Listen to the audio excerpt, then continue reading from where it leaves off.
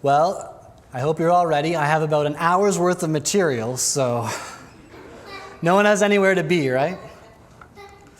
Well, one of the things I've been reflecting on as we come to Christmas is just how messy Christmas can be. Whether it's how busy we are, whether it's all the different things we're trying to wrap. If you're not good at wrapping gifts like me, it is just terrible. I think I still have tape all over me, and I haven't even wrapped any gifts yet. There's just so much going on, and I think when we think back to the original Christmas, maybe we're a little confused with how easy things seem for them. Last week we had our Christmas program on Sunday, and one of the reflections that Debbie Tim had afterwards is, this went so well from my perspective, but for her trying to direct all the kids who were great performers, but it was really difficult. Trying to get kids to be in one place instead of another. Maybe they're a shepherd at one moment, maybe the next moment they're going to be Joseph. You're never really quite sure. And it's trying to go and to recreate this Christmas story with kids. Like, wow, this was so chaotic.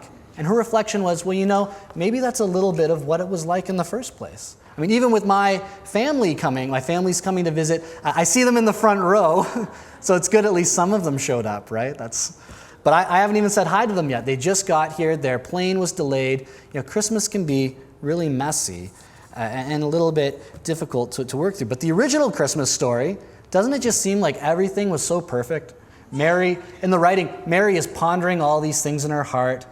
These shepherds are showing up. Everything just seems like it's happening very, very easily for them and very well. Angels come down. We think everything's perfect. There's singing. Announcements are made. Jesus is born in a stable. But it was a pretty nice stable. Probably had 5 stars on its online rating. But I don't think that that's what Christmas was like for them either. I think the original Christmas, when we look at what actually goes on, and when we look at the people and what they were going through, it was actually really messy and probably very difficult for them. Well, first, let's think of Mary, who obviously plays a pretty big role as part of the Christmas story. Maybe you've heard of her. But she was an unmarried teenager. She was a good girl. She dreamed of marrying a good man and starting a family. And then there was a dream, an angel, and a message. And then suddenly, without following the normal process, Mary was pregnant. So imagine, as we have in the Bible, this initial excitement. She responds very, very well. She responds to God's blessing in her life. But maybe let's reflect on some of the afterglow. As reality hits, what would her parents think? What would Joseph, her fiancé, think? What would the neighbors be saying about her? I mean, Beatrice is a small town. Word spreads. This would be like a very small Beatrice where they were from. And there'd be shame going along with her being pregnant at that time. What a mess. And then there was Joseph, whose response is very predictable. He's going to go and call off the wedding. That's what you do if you're engaged to marry someone and they become pregnant and you were involved in the process. You call off the wedding. So imagine his disappointment and hurt, finding out that Mary was pregnant. But then, like Mary, there's a dream. There's an angel appearing. And there's a message. And suddenly Joseph does a 180. He decides he's now joining Mary in this adventure, joining her in taking on this public shame, in the family shame that would have gone with them. This shame would likely follow them for the rest of their lives. What a mess. And then, surprise, we're going on a road trip. Nothing says, about to give birth, great idea, like going on a road trip, right? So thank you, Caesar. That's just what we needed. Not really. So they're going from Nazareth to Bethlehem. And depending on the path and the road they're taking, that's 70 to 80 miles. So at that time, you could probably walk that in a couple of days. But not if you're pregnant. So you're looking at a longer journey than expected, all the way down.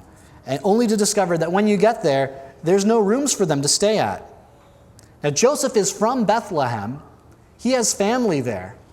So for them not to have anywhere to stay says a little bit about Joseph's family response to this premature pregnancy in this marriage, in this relationship.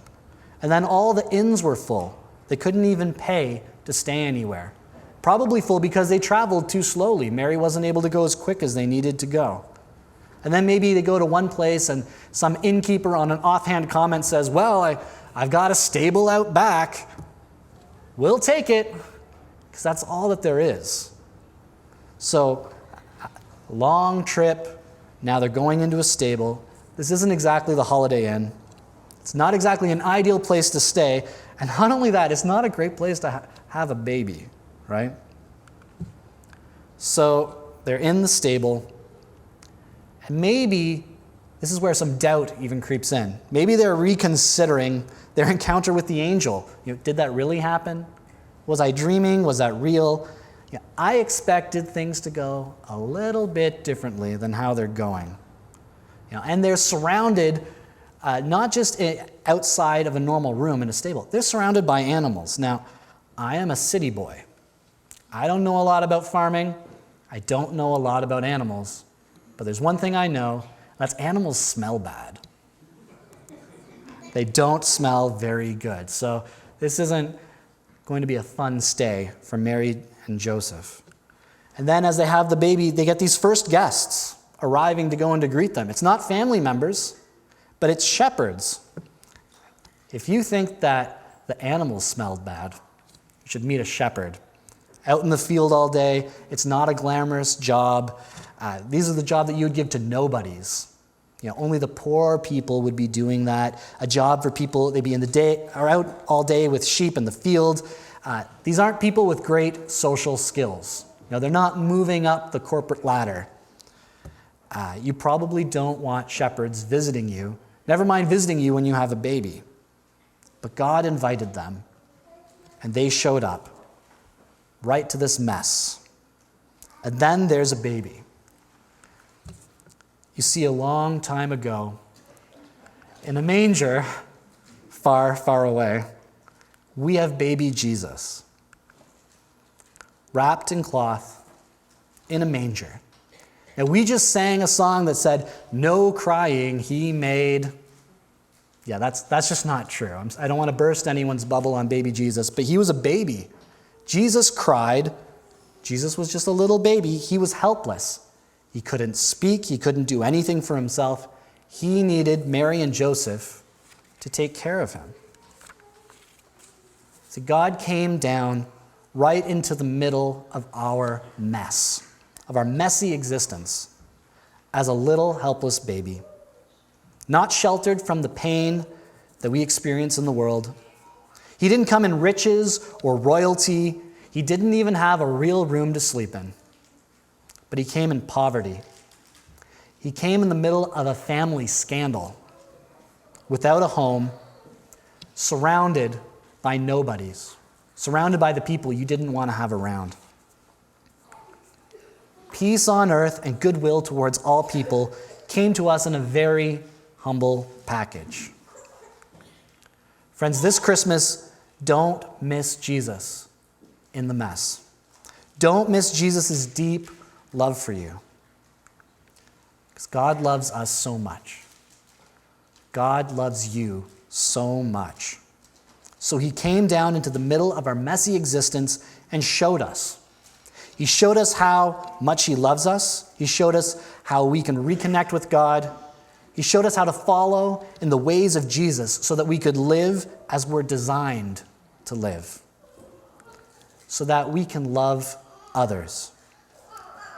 Jesus invites us to participate in showing his love to our family, our friends, our neighbors, to those who have less than us, to those who have more than us, to the widow, to the orphan, to the refugee, to have open hearts and open doors. Christmas celebrates God's example of what it means to love. Humbly coming to us, meeting us where we are, giving his whole self, and taking up his cross for our sake. What a beautiful mess.